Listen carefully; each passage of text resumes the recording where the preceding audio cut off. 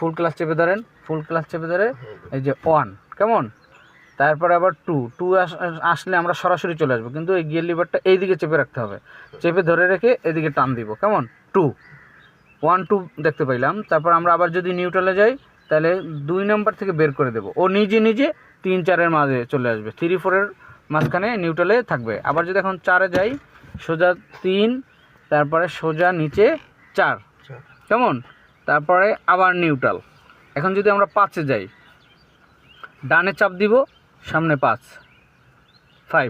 ঠিক আছে, আবার নিউট্রাল করে দেবো। এখন রিভার্সে যদি যাই, আরে ব্যাগে যদি যাই, সোজা ডানে চাপ দিব, সোজাসুজি চলে আসবো। এখানে একটা কথা আছে, আমরা রানিংয়ে কিন্তু এই যে 5-এ থাকলে সরাসরি এটা পড়বে না, এটা ওইরকম চিটিং করে, ঠিক আছে। তাহলে আমার কি করতে হবে, 5-এর থেকে আগে নিউট্রালে আসবে। আর আমরা যখন 5-এ থাকবো তখন তো 60 70 স্পিড থাকবে, তখন আমরা কখনোই ব্যাক গিয়ারের প্রয়োজন হবে না, ঠিক আছে। ব্যাক গিয়ার প্রয়োজন হবে একদম স্লো হয়ে 0-তে যখন আসবে, তখন আমরা কী করবো, ব্যাক গিয়ার দিয়ে দেবো। বুঝতে পারছেন? তাহলে এখন গিয়ার শিফটিংয়ের বিষয়টা আমরা একদম সহজ উপায়ে জানতে পারলাম।